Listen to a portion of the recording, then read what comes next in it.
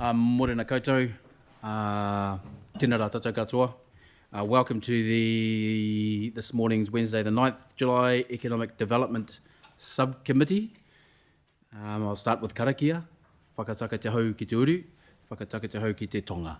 Kia mā kina ki uta, kia mā taratara ki tai. E hi a ki ana te atukura, he tio, he huka, he hauhu, tihei Māori ora.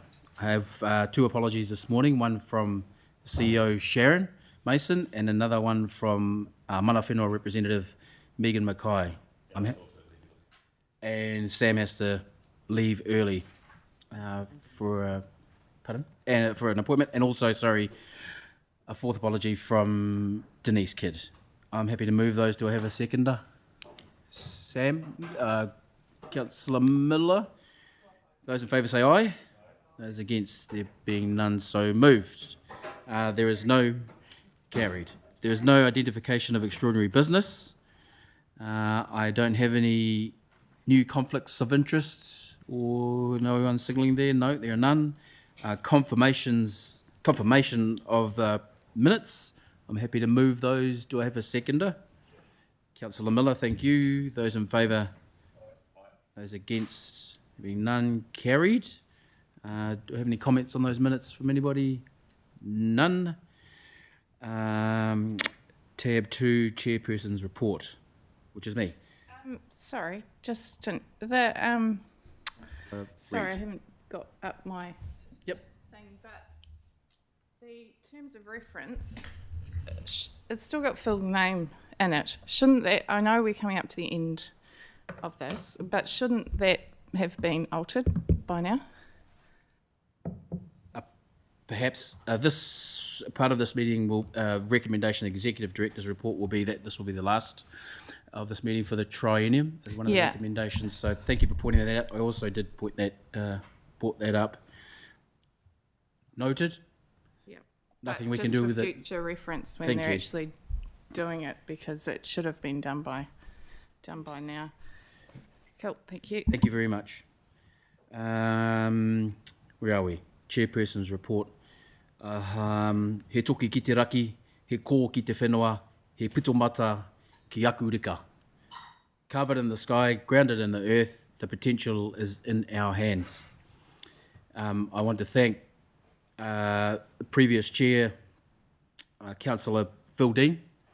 I'm sitting in as the interim at the moment, but I want to acknowledge Phil for his input and his chairpersonship over the period of time to bring this committee to fruition. The Kaiaku Rika strategy serves as both a blueprint and a call to action for our community to participate in shaping an economy that fits with the future aspirations of Waikirikiri Selwyn. And I want to thank also our Mana Whenua partnership, Pua Media, for her input and her whakaaro and guidance, and our team for their partnership that is sitting over there underneath Te Tiriti o Waitagi, ngā mihi. As part of the recommendations, I've already said that this will be, through this committee's recommendation, the last meeting for the triennium as we look towards the new council. This week I attended the first meeting of the steering group on Tuesday.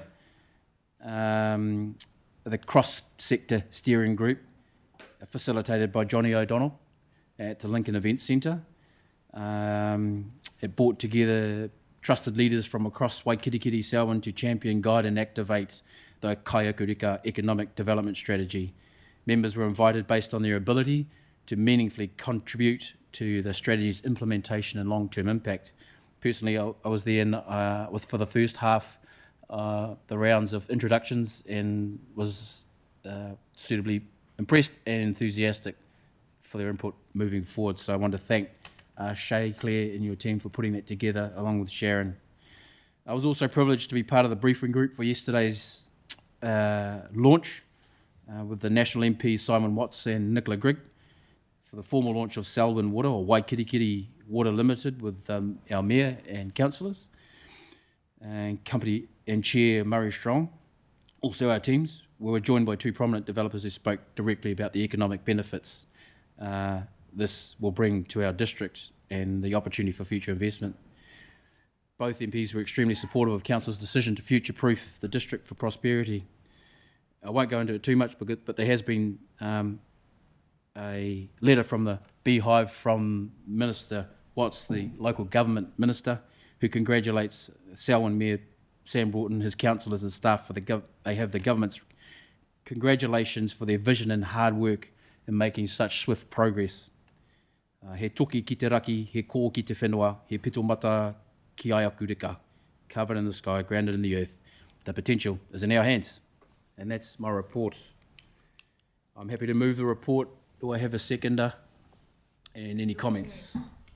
Sam, second. Grant, comments? Yes. I'm pleased that you went to the steering group meeting, but I think we brought up the last meeting, why do we need to continue to employ consultants for facilitating the meetings when we've got our own staff? It just seems to be wasted expenditure. He might be a great guy, but we don't need it. We've got enough staff here that can run those things. Please don't spend more money on those outside consultants anymore. Very great. Thank you. Staff will take that under consideration. Well, they didn't, obviously, did they? They said last time they were going to review it and just carried on anyway. So, I guess then you're seeking a recommendation that we know.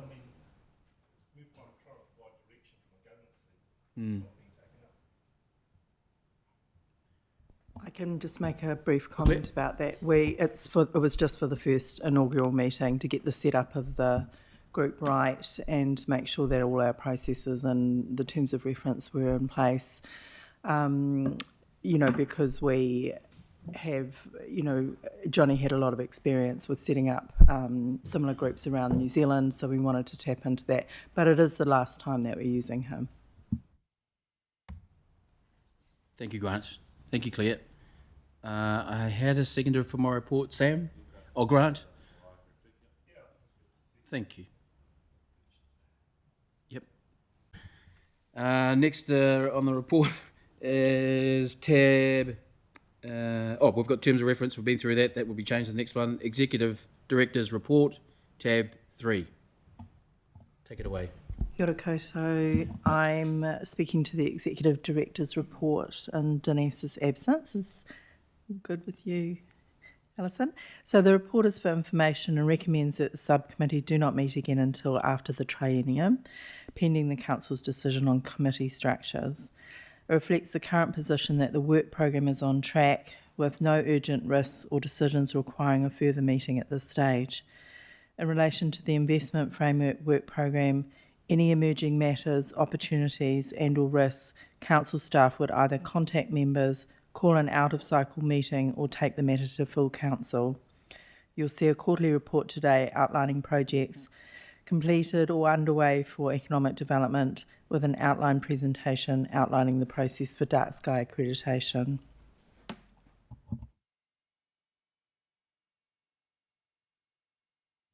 Thank you very much. Questions, councillors? only to note, Mr Chair, that I'd like to bring up in public excluded around the investments decisions. Yes, noted. Any other questions, comments? I guess just to also note if there's things that happen that require an extraordinary meeting, there's no reason why one can't be called should that be required. I think the report sort of notes that, or it can be brought to council as well, so this won't hold up any decisions that we might need to make. No other questions? A mover and a seconder for that report. Sam, move. Councillor Miller, second. Those in favour say aye. Those against, there being none, carried. Moving on to the next report. Where is it? Tab 4, Economic Development Quarterly Report.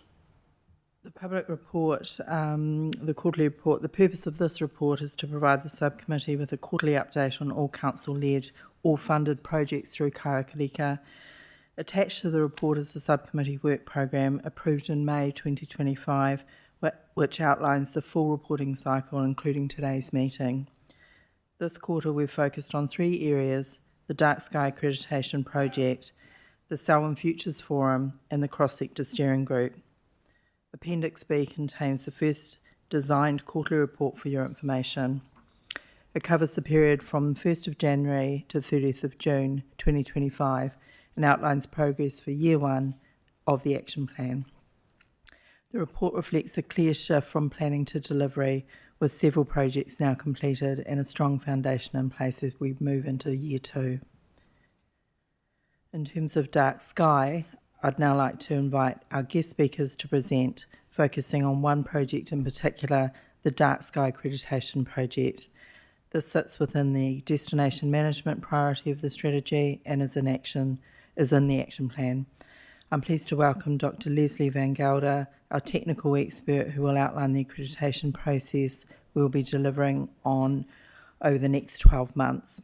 Joining Leslie is economist Benji Patterson, who will also speak to the potential demand and economic benefits of dark sky tourism in Selwyn. Dr. Van Gelder, and over to you. Morena, it's lovely to meet you all, and thank you for the warm introduction, Claire. Just to give you a little bit of background on me, I chair the Tahuna Glenorchy Dark Sky Sanctuary. I'm also a professor of global and indigenous education for a U.S. university, and I chair the Climate Reference Group down here in the Queenstown Lakes District. Benji, would you like to introduce yourself too? Thanks, Leslie. I think I'm quite well known to several people here because I've presented previously, but nice to be back presenting on this topic. And for those of you that I might be new to, because I can't quite see who's there, I'm Benji Patterson, and I'm an economist that specialises in regional economics, and I've done quite a lot of work in the tourism sector previously, including on other dark sky projects. So it's quite nice to have been able to support Leslie with her work here. Benji, I'm going to ask a small favor because I forgot that Teams struggles. My university Teams unfortunately overrides my use of Teams, and so I can't access the PowerPoint. Are you able to just pull that up instead? I apologize. Yeah, I will. I'll just track down the latest version you sent me. Sorry, I hadn't been prepared for that. No, I hadn't either. I was just realizing that this happens to me sometimes, competing teams. But I can at least start to talk to you about the project. So the idea behind this is really that dark skies are an amazing opportunity, and Selwyn sits in an incredible position of having so many places that have the potential to become dark sky places. And New Zealand itself, in terms of the global dark sky accreditation, thank you, Benji. We'll do the next slide. In terms of dark skies in general, Selwyn is in a very, very rich position. If you look on the internet, really, anytime you pull up pictures of astrophotography, they tend to be taken in your district. And I think you must have the highest proportion of astrophotographers probably in the country because of the beautiful combination of having Canterbury University's real interest in astronomy not far away, as well as a number of people who have always taken an interest in the skies there and iconic landscapes in which to photograph. So it's allowed you to have, I would almost say, a pre-brand development that you didn't have to do anything for, but already exists. And so we're almost stepping into a space that has already been created by other people and now making that much more formal. Dark Sky Accreditation comes from an organization called Dark Skies International, and they're based out of Tucson, Arizona.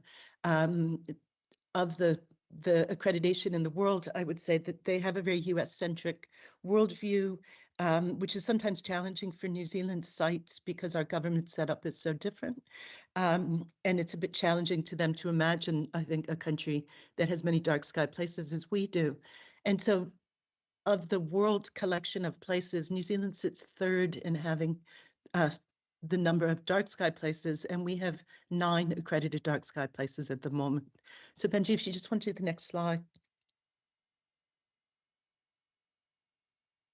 So you can see on this map, the black stars are places that have been certified. The yellow stars are places that are aspirational. So Selwyn was already on the map. as is Akaroa, which is quite helpful even within the neighborhood, that there are other aspiring places. And you can see down in Otago and Fiordland, quite a cluster of interest as well.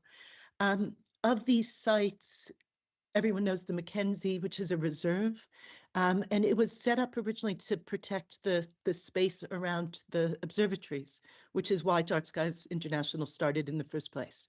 So they were originally designed to protect astronomical sites, and then moved into this accreditation space, really because the benefits of it have been extraordinary.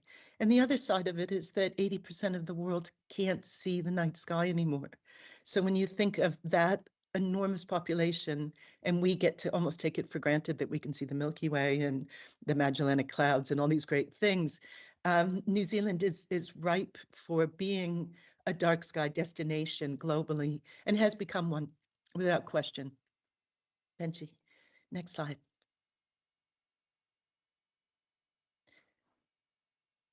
So even before really getting into the space, what's amazing is that you're already getting national advertising that the rest of us would love to be seeing. So 100% Pure New Zealand has recognized the dark skies and here at Kuratawhiti. And one of the things that I loved about this image is that it verified something that we discovered in our project too, which is when you create a dark sky place, it's almost as if you're building a container. And the container is the accreditation process, because that verifies this place and it puts it on the map. But in return, people in the community choose to creatively express within that container all kinds of interesting things. Here we had a series of concerts that were done using our dark sky project, and attracted hundreds of people for these under the stars, classical concerts on farmland. And they were such moving projects, and people got really interested in them. And here a chef had done a pop-up restaurant at Kuratawhiti, which I think is just such a cool concept. But across the country, we're starting to see this idea of how do dark sky places help, particularly with the tourism offering in the shoulder seasons. And our government is starting to take a great interest in how do we promote dark sky tourism.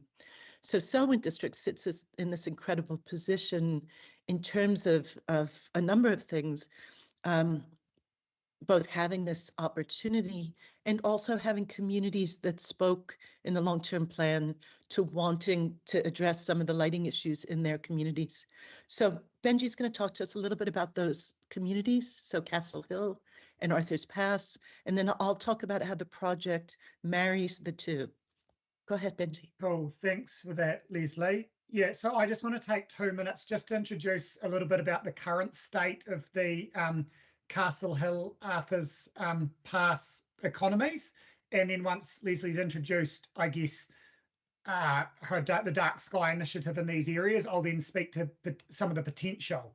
So I just want to talk to, I guess, what employment exists currently in that inland area of Selwyn, and a little bit about, I guess I'd call it the latent demand or the potential demand of visitors that are already passing through the area and aren't necessarily stopping.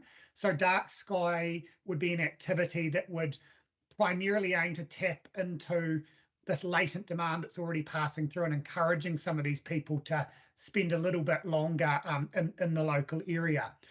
So within the Arthur's Pass, Castle Hill area, believe it or not, there's actually almost 50 businesses registered in total. Cumulatively between them, there's about 150 jobs. Now those jobs, they are primarily already in the tourism sector. When I go through and look at the industries they're in, about almost 60% of them are in visitor activities or accommodation and food services, so your hospitality. So while there's obviously not much hospitality in the area, there are a couple of spots, there are a few motels and backpackers, and we've also got the ski mountains as well that already provide quite a bit of touristic infrastructure. To put those job numbers in perspective, those are averages across the year. When we look at some of the seasonal peaks, they could actually get a little bit higher. So for example, during the ski season, there's about 35,000 skiers already that come into the area, and on mountain employment is about 70 to 80 skier jobs up the mountains, up the 5 ski mountains. Now, outside of the tourism sector, there's a handful of other jobs and various bits and bobs with contractors doing various things, and obviously there's also a small amount of farming that still occurs in the local area. Now, in terms of the people that are passing through, believe it or not, there's almost 1 million visitors a year that pass through Arthur's Pass between the West Coast and Canterbury. Roughly half of those are international travellers, and the other half are domestic travellers. On top of that, obviously, we have our general movements of residents and also our transportation for, trucking, logistics and that kind of thing. Now, only a small proportion of these visitors stop at present. I talked about the sort of 35,000 skiers. If you look at international visitors, of those 500,000 that come through each year, about half of them claim to have actually looked at Arthur's Pass National Park. I suspect for many of them that's stopping for 20 minutes and maybe wandering up a short walk to take a photo, rather than actually stopping for a long period of time. So what I'm trying to demonstrate here is it's quite a high volume of people, and it would only take a relatively small fraction of those people to stop for an activity to get quite a bit of demand. Just one more thing before I pass on to Leslie is just the seasonality of these visitor flows. About half of these people pass through during the summer months. So the March quarter each year gets about half the people. You get about another 20% or so during winter. And then in the off seasons, it's only about 10% sort of in that autumn and that spring off season. So there are opportunities when things aren't as busy to potentially create new activities to give people a reason to stop through. Cool. I'll pass it on to you, Leslie. Thanks. Yeah, I really want to reinforce that. And from our experience down here, that's exactly what we're finding this winter, that having gotten our accreditation early this year, we've had quite a few inquiries in really interesting arenas, like people who are interested in getting married under the dark skies and sort of growing out these different opportunities. And some of our local lodges have taken advantage in doing dinner and stargazing and those sort of products. So it's that expansion of the shoulders that's just as important, I think, as that high volume through the summer. The second half of this project, as I was saying before, we've got this wonderful tourism and economic diversification opportunity. And then on the other side, we've got the communities wrote into the LTP. And you had quite a number of people who wrote into the LTP from both Castle Hill and Arthur's Pass in their submissions, saying that they would like Selwyn District to pursue dark sky accreditation and that they would like to see mitigation of the challenging lighting they felt they were experiencing. And there was a range of people who submitted, so some businesses, some individuals, community association. So one of the objects of this project is to look at how can we help mitigate the lighting in these two communities. So Castle Hill community, as you can see here, these were taken in late May. They have very bright lighting at the moment, so much so that the community has taken matters into their own hands at times and painted out some of the lighting so that, it doesn't shine into their houses, which I have to say, given where I live, people just shoot them out. I think they're being more honorable to your asset. So I'm kind of appreciative of Castle Hill. But their lighting, the community is interested in looking at how to mitigate that. So that's one community. And then let's look at Arthur's Pass just quickly as the other. So Arthur's Pass has a different set of challenges in that the majority of their lighting comes from Wakakotahi and from Kiwi Rail. And so in looking at how would we mitigate the lighting there, whereas in Castle Hill, Selwyn has really complete control over that lighting, and I'll talk more about that in a little bit. In Arthur's Pass, it's stakeholders and partnerships. And I know that you've just signed an MOU so that there's more opportunity for those conversations with Kiwi Rail. And one of the nice pieces is whatever gets solved in these two communities is replicable in other places in the district and potentially in the country. So doing this work has greater advantage, even though it seems for a small population, there's actually the potential for these things to be used in multiple arenas. So it's really, it's a wonderful opportunity. Okay, next slide. So we're going to look at these as two projects that are running simultaneously and concurrently with two different desired outcomes, if you will.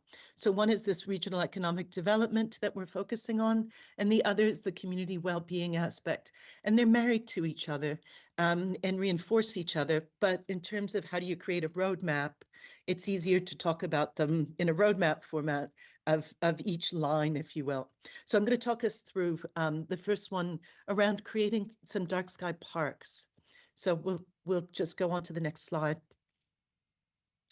So what we're proposing is something we're calling the Selwyn Southern Cross, because I think it puts Selwyn squarely on the dark skies map and acknowledges the number of dark sky places. So it will be a constellation of dark sky places, which is a good story to tell. Your proximity to Christchurch is enviable, I have to say, as being in a different part of the country, because you get that incredible volume of both international visitors and domestic visitors, and both sets of visitors are interested in dark sky places. So, you know, you've got this wonderful collection.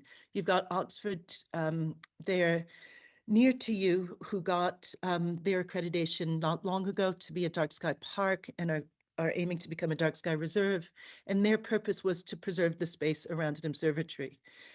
So ours is different because we want to grow out a series of parks that people can visit that all have different characteristics, and so can keep people for a night or 2 nights in the area, as well as the potential of dark sky communities.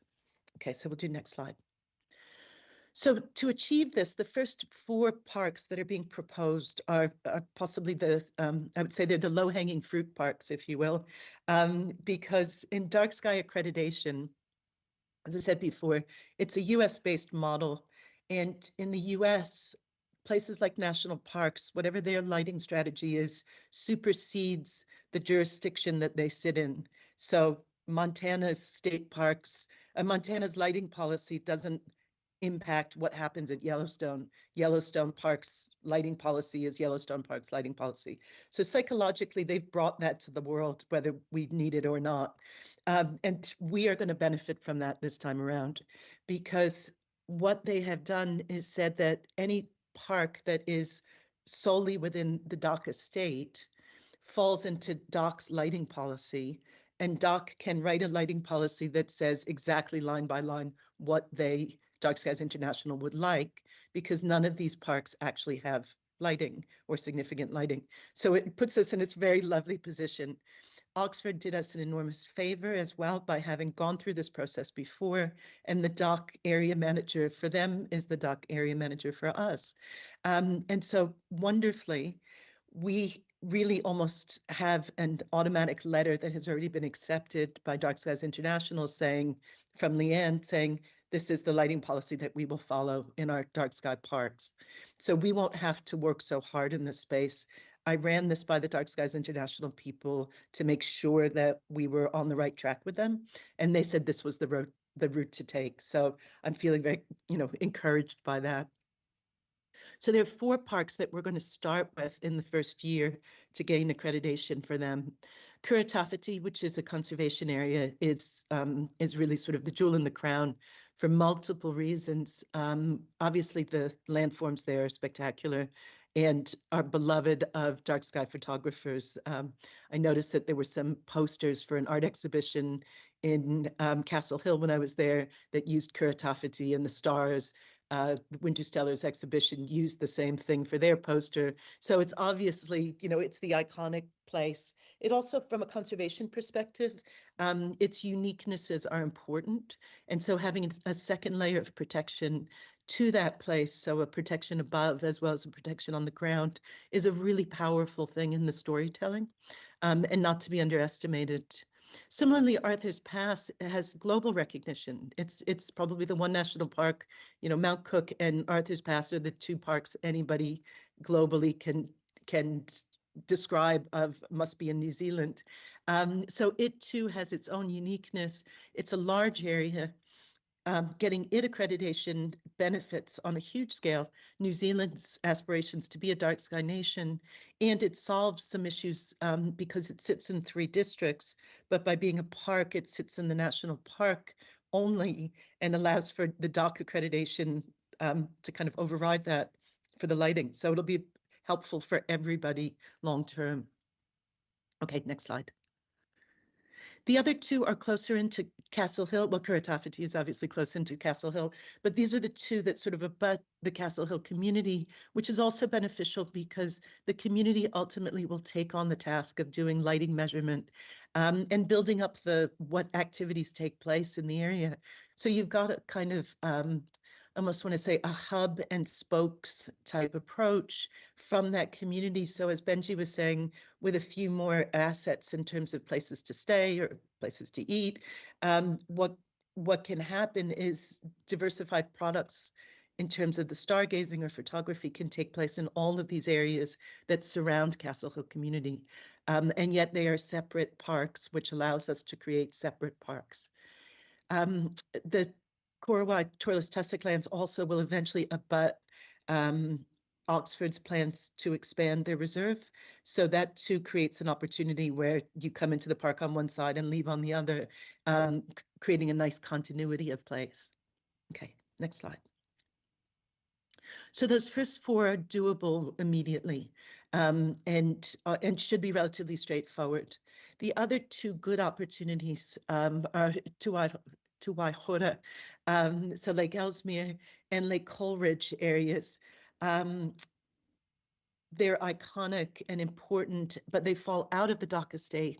So to do these places, we'll have to do the alignment work with Selwyn's lighting strategy and Dark Skies International to make sure that those 2 align. John Trewin and I had an initial look at the lighting strategy, and it looks pretty good. And so we'll just have to have a talk with Dark Skies International to see if there are places or language that needs to be more explicit. But I even spoke with a doctoral student who was looking at all of the policies around the country, and he said Selwyn ranked very high in terms of already having dark sky positive language in its plan. So you guys have done the good work over time that's going to now allow for these things to move forward. Okay. So I'm going to take us back to that second strand and talk about developing the dark sky communities, because this is equally important in this project. A little diplomatic corps from Glenorchy came up to meet with Ray and Marie Goldring. They sit on the Castle Hill Community Association and were really interested in talking about, they had submitted. And so we came up and spent a lovely afternoon with them, many cups of tea, talking about dark skies and how it would fit into the community, its vision for itself, who would be involved. And they were very encouraging. And I'll say that what they spoke about was very similar to what we found here, which is if you have a very robust trapping community, and you can see on the coffee cart sign that they do too, those people often are the same people who are very happy to help out in a dark sky space. And also that they get speakers regularly. And, we were just there on a random winter's weekend, and at the coffee cart, I thought, gosh, you've got an awful lot of dark skies related stuff just on your signage between your Matariki event, your the astronomers coming up from UC, you've got trappers who would probably go out and do your light readings. And of course, we stood around and asked people, what do you think about this idea? And they were so excited at the prospect that they could potentially support dark sky parks, but also maybe become a dark sky community. So it felt very positive. I spoke to the DOC rangers in Arthur's Pass, and they said the same, that there would be a number of people who'd be keen to be involved. So I think you've already got the core of long-term a community engaged process. Okay, we'll go to next slide. So of course the big question is how difficult is it to remediate the lighting? Interestingly, I spoke with Andrew Mazie, and I have to say I have a bit of jealousy to your district compared to ours, where because you control your whole lighting, you can actually do some trial work to say what works best to balance out the challenge of safety versus dark sky levels of lighting. And how do you balance that in a community? And Andrew told me that there had been funding already set aside to do some work in consultation with the community to trial what's the optimal scenario. So I love that this is already possible. As we move into the dark sky space, we'll marry those things. So as we come up to work with the community in developing how will they go about measuring the dark skies, who would like to be interested. We can also be talking as a community, what's the optimal lighting for the community and how can that play out? So there's really great scope in this space, and it's already in the LTP. Arthur's Pass will probably be slightly more challenging in reality, simply because we've got government agencies involved. Doesn't mean it's impossible, and in fact, for both of their brands, it's probably beneficial for them to come up with solutions for Arthur's Pass, which is so well known.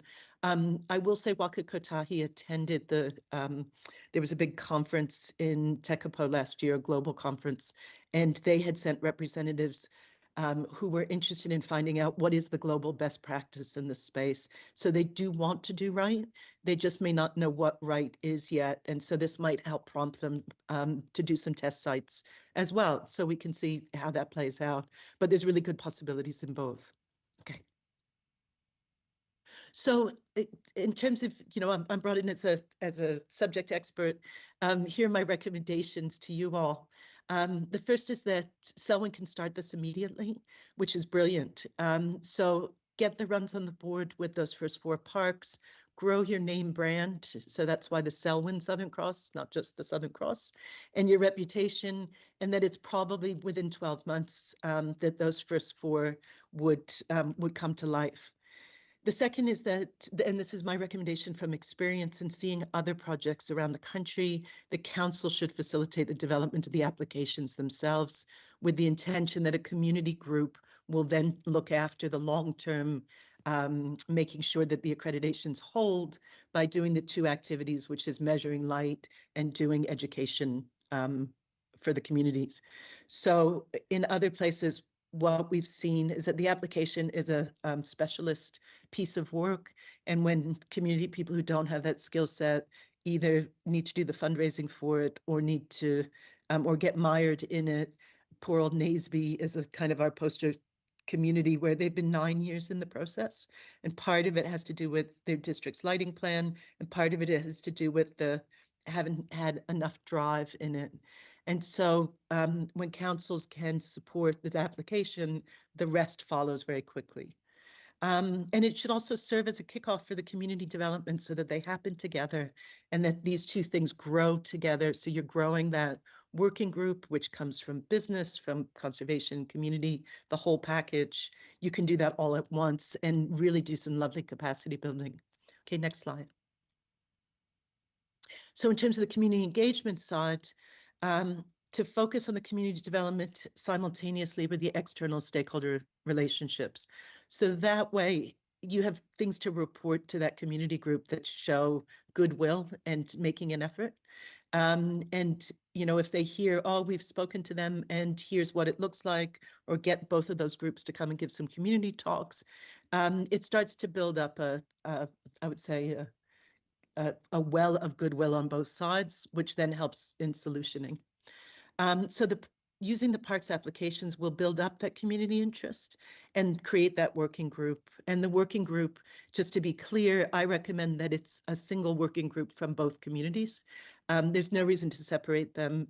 In conversations on both communities, they see themselves as one big community, really. So they would be happy to work together, I think. And if the district lighting plan aligns with dark skies requirements, we can also apply for both of those communities to become dark sky communities, which is also a status. Thus far, there are no successful dark sky communities in New Zealand, but there's about 4, Kaikoura, Glenorchy, Naseby, and occasionally Dunedin claims it will, but I haven't seen too much activity there. So so it would be another feather in the cap really for Selwyn to get those two. Okay. Next slide. So Benji, do you want to talk a little bit about, what comes of this? Yeah, so thanks, Leslie. So I guess having sort of set the scene from an economics perspective of what currently happens in the local economy and how many people pass through, I just want to paint a bit of a scenario for potentially tapping into some of that latent demand. So this isn't a full economic impact assessment. It's very early stages of, hey, if we can convert some of that traffic that already goes past by putting a product in front of those people, what could that be worth? Of course, in order to get these economic benefits, it's going to rely on the protection and curation of the dark sky area, the marketing of it so people are aware that it exists, and also the pulling together and packaging of product for the visitor. It's something that happens in the evening, so some of that's going to have to be based around the tours, but it's also going to have to be on the accommodation, hospitality side of things. So I'll talk to that shortly, but I guess firstly, just to paint, I guess, this potential scale of the opportunity. If we consider a scenario where dark sky tourism is equally appealing to the visitor passing through Arthur's Pass as it is to the visitor passing through Mackenzie, then we can begin to think about what sort of volume of people would that convert that are already driving through. So I believe that following the meeting that a report I've written will be made available to you. So I won't go through the methodology in detail, but essentially around about 5% of the visitors that currently stay the night in the Mackenzie claim that that was the primary reason for them wanting to pass through.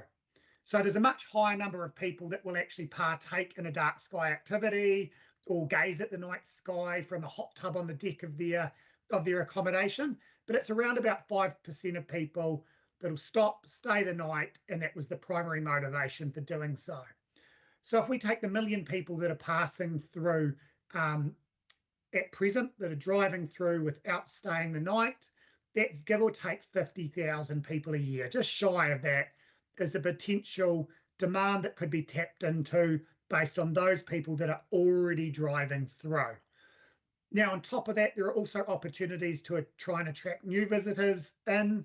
I guess the biggest market is being close to Christchurch.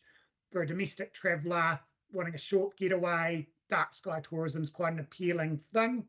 If we look at the propensities of people from Christchurch to like to do overnight holidays within Canterbury, and then we think, okay, similar proportion of them might want to do dark sky tourism, we get to about 15,000 a year of people from Christchurch that might be interested on top of those other visitors. Now, together, that adds up to just over 10 million of spending, about 13 million of spending a year. If each one of these travellers came through, did a tour, stayed one night, and then went on their way. To put that in perspective against the overall size of the Selwyn visitor economy, the overall visitor economy in Selwyn has about 160 million of spending at present. So that would be about 8% if that sort of scenario came to be. Now, I know obviously for a small place, that's quite a lot of people. So if we break it down per day, you're talking about just over 150 people per day that works out at. If you think about the number of rooms, the number of cabins, the number of bunks that would need, bunk rooms that would need, that's about sort of 50 to 80 rooms that would need for people to stay in.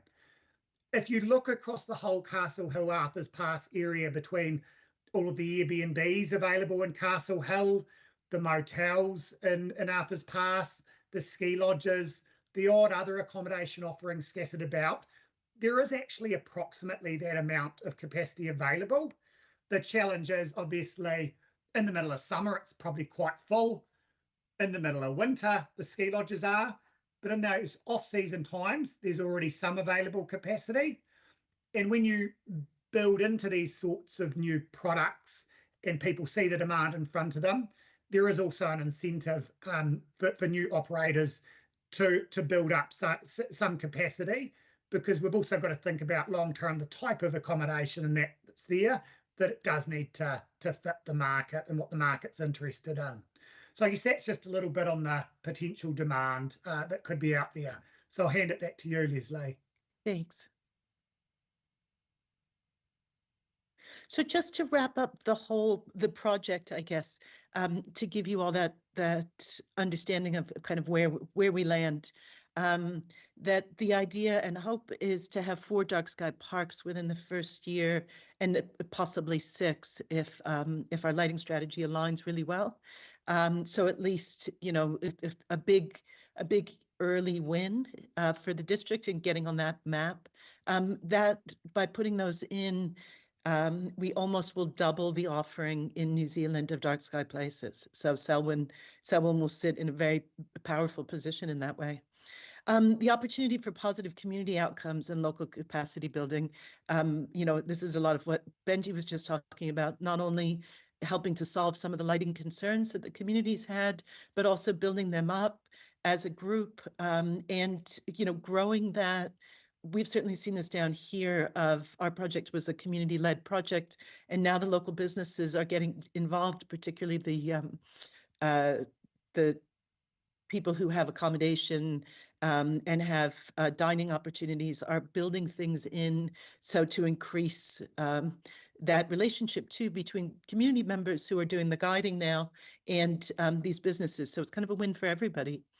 The opportunity to pilot the infrastructure changes with the already budgeted funding in the LTP. So trialing at Castle Hill, where is that sweet spot between safety and lighting?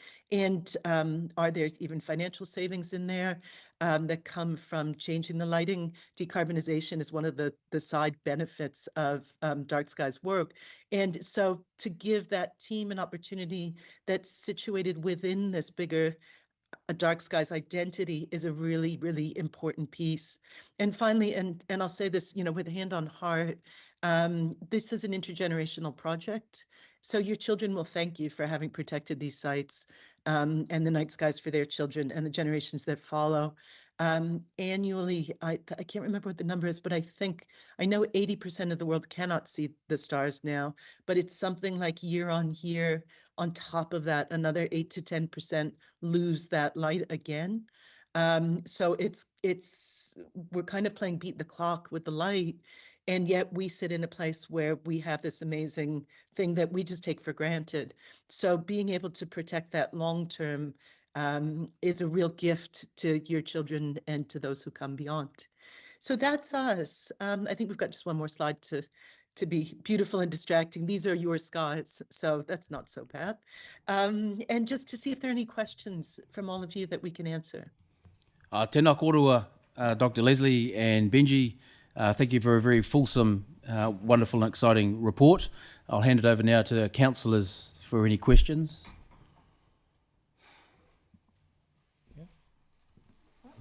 Councillor Grant Miller. Benji, I just wondered, looking at other locations that have undertaken dark sky accreditation and doing a bit of background work, have they realised the gains they thought they would from accreditation? Has the economic benefits flowed through to the communities? In Mackenzie, definitely. It's quite large. You know, you're looking at some sites alone are claiming to have 40 or 50,000 people a year for you know, singular sort of paid product. So on top of that, you have, you know, the smaller operators, the people that are literally putting a cabin somewhere dark, putting a hot tub there and selling it as look at the night sky, because that is a form of dark sky tourism. So they are. Everywhere else is much earlier on their journey. So really, there's few other places in New Zealand where we can actually see, I guess, the realised benefits of their initiative. We've only really seen it in Mackenzie to date, as well as globally. You do see a lot of interest in astrotourism, and it's quite a growth aspect of tourism in different parts of the world. So what I haven't touched on is I've been looking at the latent demand from those that already travel through. I haven't actually specifically considered people that you might compel to come to New Zealand because we have dark sky tourism. that's very much fledgling, and that needs quite a network effect to get underway. So that's why, when Leslie presented the idea that we have multiple other sites, there are opportunities to work in conjunction with Tourism New Zealand to attract people to come in, to do itineraries centred around getting to see multiple dark sky sites, and then also you're hedging your bets, because you might find it's a cloudy night when you're in Mackenzie, but it's an absolute banger of an evening when you're in Castle Hill, and so that makes sense. Yeah, and I just want to echo that there's work that's starting, and some of the RTOs are starting to get together. I know the Southern Way are talking about this, of developing, the term I use is noctourism, rather than astrotourism, because it's lots of things about night tourism, but that we have, the South Island has such a beautiful trail really now from Kaikoura to Oxford, down through Selwyn and all of the offerings of Selwyn, then to the Mackenzie, then down south. Central is looking to become a reserve as well, Gibbston, Glenorchy, and then down to Rakiura. So along that route, you've got all of these great opportunities, because each of these places offers something different. And so for people for whom the stars are their thing, we're almost creating the Milky Way down the spine of the South Island, which no other country has anything as well connected as we will. So there's nascent beginning work in this space, because everybody's realizing that question of how do we bring this all together so everyone benefits from it, both domestically and internationally. Thank you. I'm supportive of the initiative, but one of the things that worries me, and it may be a bit boring, but that's some of the things we focus on. I think Tekabo is a good example, is that we're required to provide the infrastructure, and we want to go into it with our eyes wide open as to what the potential costs might be. Particularly Arthur's Pass, and also Castle Hill are quite difficult to provide water and sewage services to, particularly Arthur's Pass. And it's going to come at a significant cost. And I just wonder, Benji, whether you're factoring that into your calculations, what kind of infrastructure costs might be required to accommodate this growth, because we're going to get 13.5 million potentially of visitor spending, but we could easily spend that in sewage and water services alone. Yeah, so there does need to be another layer that comes in. This is kind of like an indicative of potential demand. There still does need to be that other side.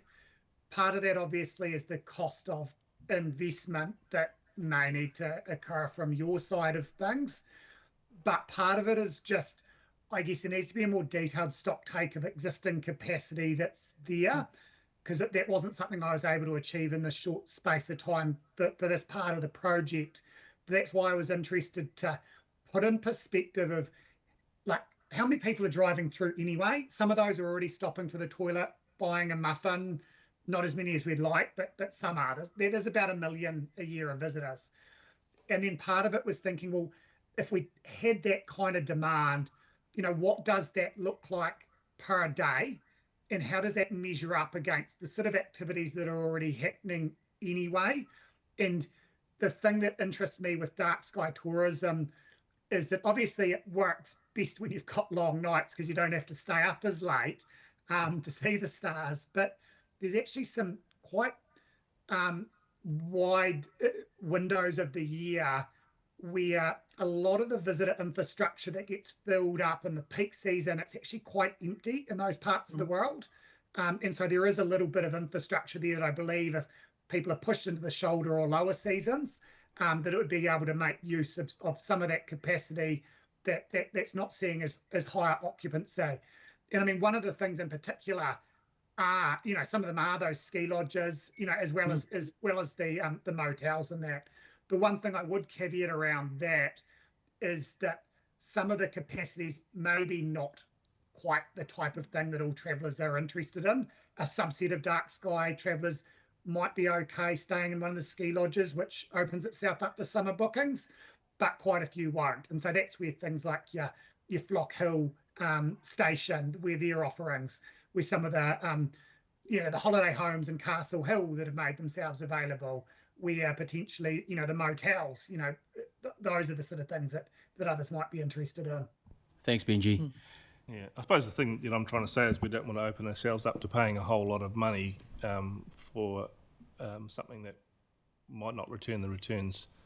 And the other communities have looked at visitor levies and those sort of things to try and cover these things because it could be quite expensive. The one thing I'll just add in, just in terms of sort of dark sky tourism, which is kind of different, I think, than daytime tourism, is that generally people are accommodated, so they're staying somewhere, and the tours are generally no more than an hour. Most people don't want to stay out that late, so it's not the need to build a big bank of toilets for a group of people who are coming through to do lots of walks. It's more leveraging existing at times of day when they're not getting use.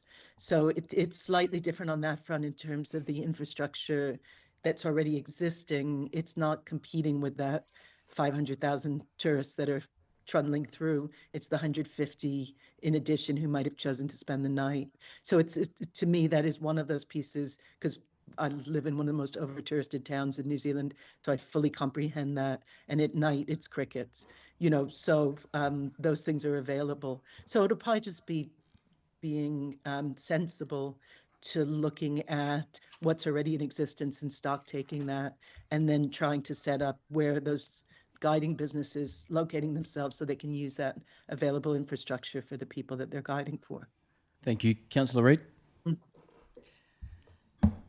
Thanks for this presentation. This is something that I've, and I know Councillor Mugford, who's not on this committee, but has brought up before the two of us around the potential for dark skies, and it is actually great to finally have a research done and to be able to then show that this is doable.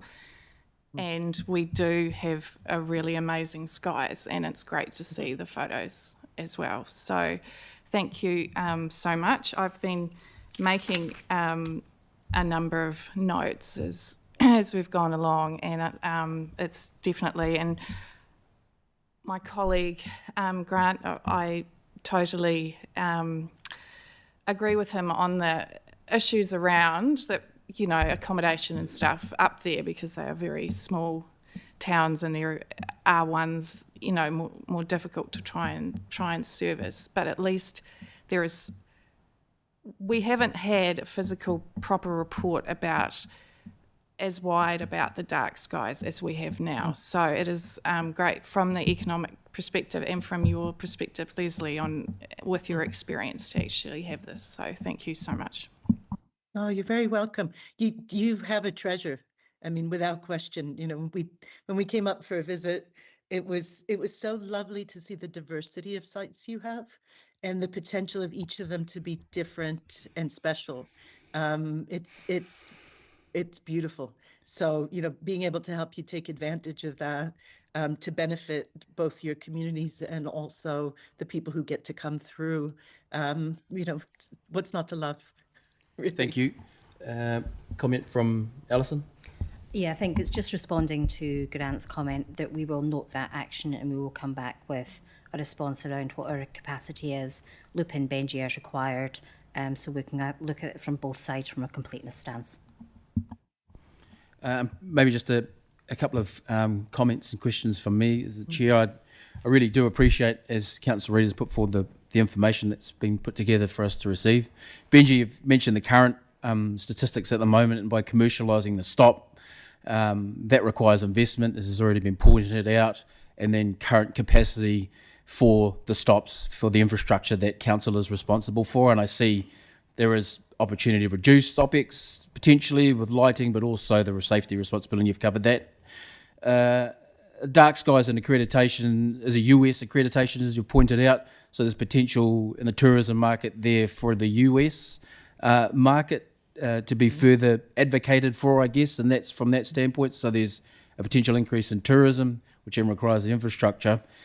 Is there opportunity for partnership from the US for something like similar to template Takapo with an observatory? I don't know whether that's in a US investment, but certainly as we move forward and progress, the opportunity for economic development is based on partnerships. So One would be mana whenua, obviously, and that Absolutely. should be wrapped up in future reports. Second would be overseas investment, potentially as it's US accredited. That's certainly something for consideration moving to the next triennium for councillors. Is that a potential?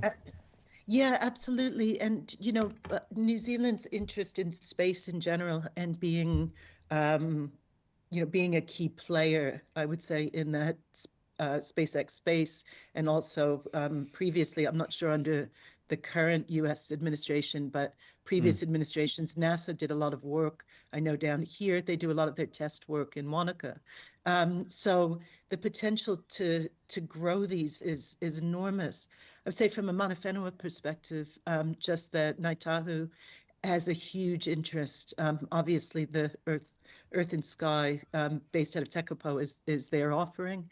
And Rakiora as well, that is a very important project. We had support for our project here. We're building a star compass here in Glenorchy, through that. So the partnership element, I think, is enormous, and the potential to grow that and grow it with the community is how we're finding that this is working really well. So, I mean, I hate to be punny, but the sky's the limit, literally, on this in terms of opportunity. And, no one has deeply tapped central government's aspirations in the star space in a way that they could, to see what partnerships could develop, because you've got Canterbury so close to you. They may have ideas of things that they would love to see that they've just never developed. The other piece I would add is that the West Mountain Observatory falls into Selwyn as well. Yeah, so you've got one more observatory already there. And in Castle Hill, they commented that there were people in the community who I think are astronomers from Canterbury who have interest in putting a small observatory there as well. So, these days with the technology, I mean, down here, Professor Brian Boyle runs a very beautiful high-end observatory from his vineyard in Gibbston. And, for $800 a person, you can come and look at deep space and drink nice wine with him. So, the possibilities exist for different ways of approaching that and getting partnerships that can make that happen and enhance Selwyn's mana at the same time. Kia ora. Dr. Leslie Van Gelder and Benji Patterson, thank you very much for your presentation to us today. A lot to think about. You get Judith Collins and Donald Trump over for a visit, and also acknowledging other councillors as well that have been a part of this to continue with the direction of Dark Sky. Kia ora tātou. Thank you. Thank you. Kia ora, Thank you. So, councillors, I need to move some reports. First of all, it's the Executive Director's report. I kind of got lost in the presentation there, so we already moved that. Second that one. Moved and seconded. I'll move it and Grant second it. Those in favour say aye. Aye. Those against, being none, so moved. Second is the Economic Development Quarterly Report, which we've received. We have a mover and a seconder. Councillor Grant Miller, seconded Councillor Reid. Those in favour say aye. So moved, and that moves 4.1 and 4.2. We've had the presentation at tab 5, and now resolution to exclude the public.